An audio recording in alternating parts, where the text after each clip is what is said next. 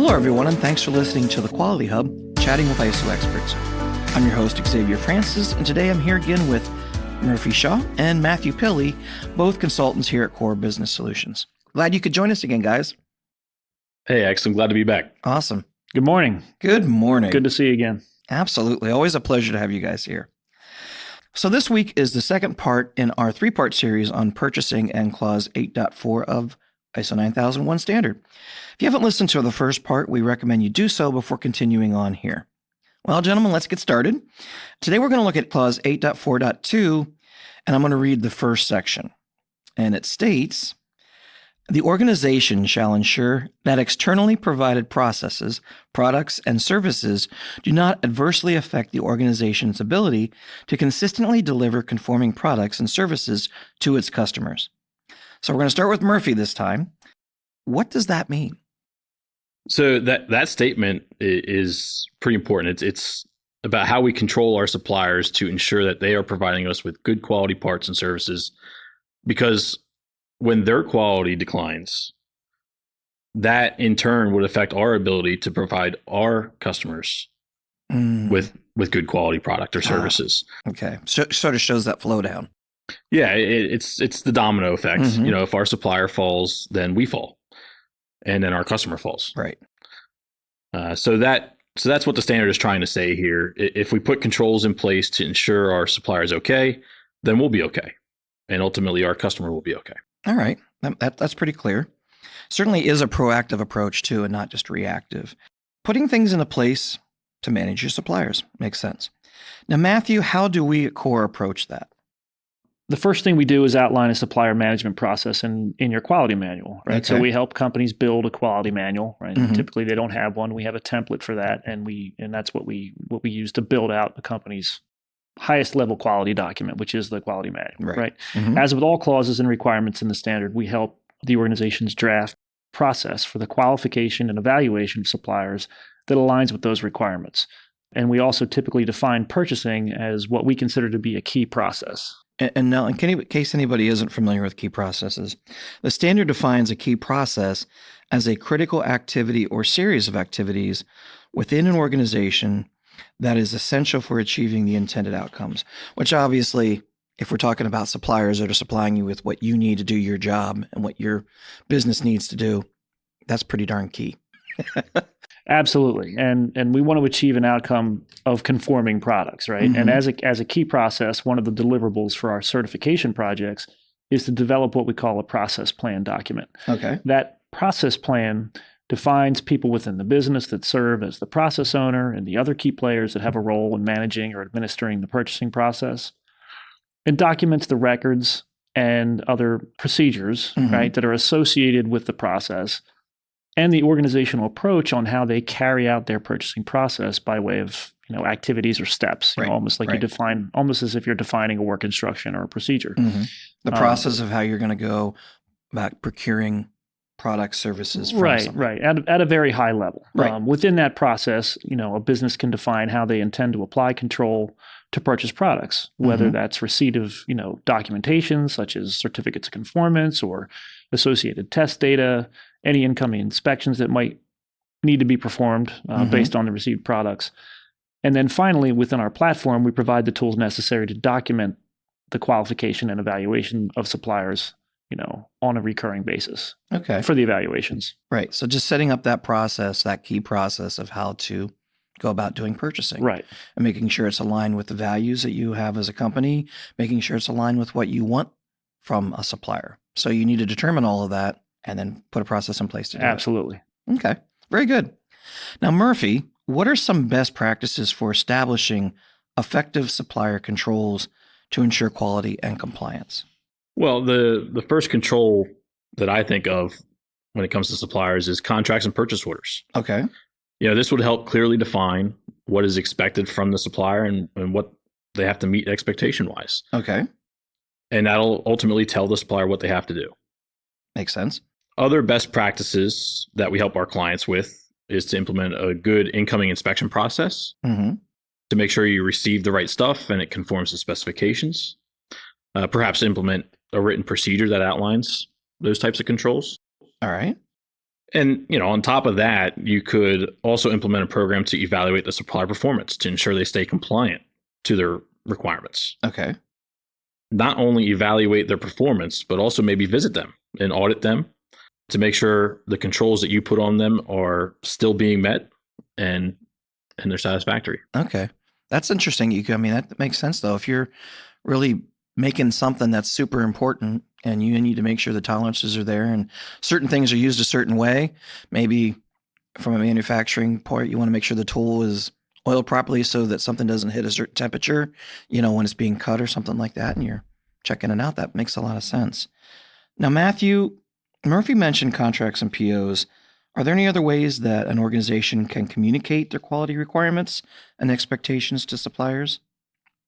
I would say that it really starts at the very beginning of the process, right? When you first identify a supplier and decide that there's somebody that you want to work with, right? Laying out your expectations for a supplier in terms of what's necessary to keep the wheels turning, right? At your business. Clear and consistent communication about what you need from your suppliers and a clear understanding of their capabilities, right? Do they have the ability to provide or do what it is you're asking them to? The capacity to provide products and services on time with good quality at a high level, right?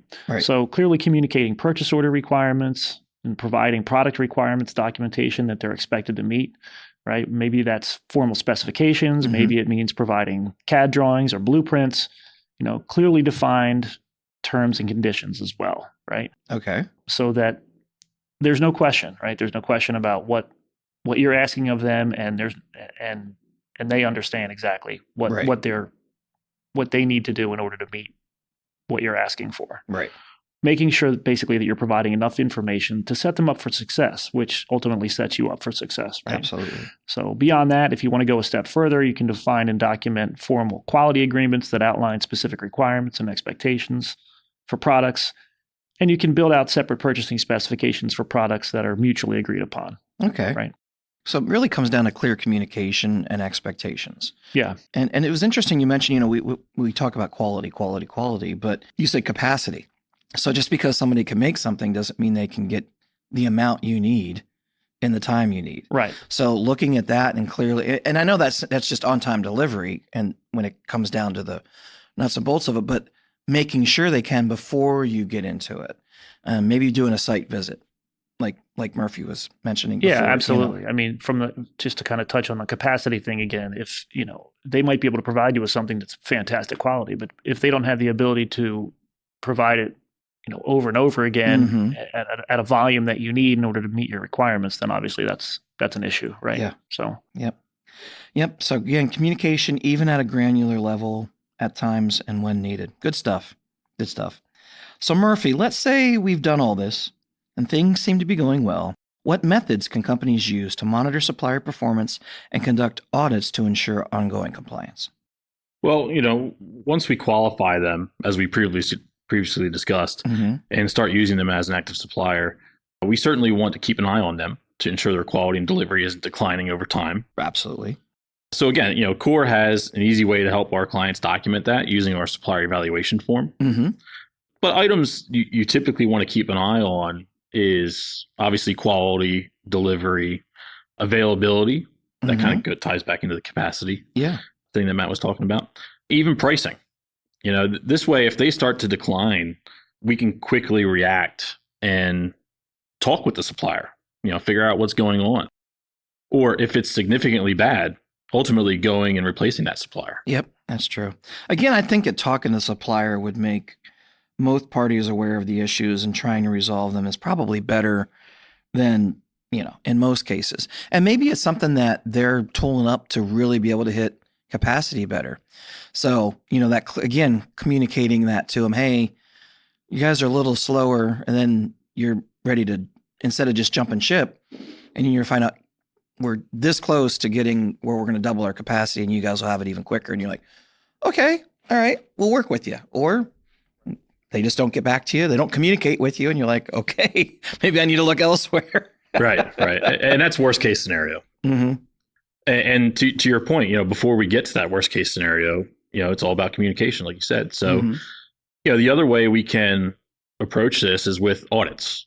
Okay. makes me think of two types of audits. Okay, what would those two types be? One being a supplier audit. You can implement a process for auditing your supplier, although it's not a requirement, but it's probably a good thing to do. Go on site to your supplier and make sure that they're up to your standards. Or perhaps send them a questionnaire to fill out, commonly referred to as a desk audit or a paper audit. Okay. And they can return that back to you and you can review what their answers were. But then again, the other type of audit that you can do, and this one is a requirement, is to conduct internal audits for your own company regarding the supplier controls. Making sure that the purchasing and receiving processes are in compliance as well on your end. Yep. So really, and that's what internal audits do. They look at your processes. So like what Matthew was saying, you set up all this process, you get in order. Well, if we find some issues, maybe it's actually on our end and we're not doing the process with which we said we were going to do, or maybe it needs to be changed. Very good things to know. Now, Matthew, what steps should be taken when a supplier delivers non-conforming products or services? So good question. My brain automatically goes to the product side of things just because of my background, right? So, first and foremost, you want to ensure that non-conforming product doesn't get used, right? That it doesn't get mixed in with good product, right? So this might mean not accepting or refusing a shipment at incoming. It might mean properly labeling and segregating products. We often refer to it as quarantining material or product until such time you can get resolution from the supplier, right? So you certainly don't want something going, into the production line if it's not usable. Right. Or let's say from a tech company, let's say it's software, and the minute that you install it, now it starts to conflict with other things. Yeah. Maybe having a test before it goes into all the computers that you're going to install it on, or roll it down to your customer, same kind of thing. Yeah. So after you have the product properly dispositioned, identified as non-conforming and segregated, you notify the supplier of the non-conformance, and then you take appropriate action dependent upon the severity of the non-conformance and the risk that it poses to your business and the products that you're making, right? Right.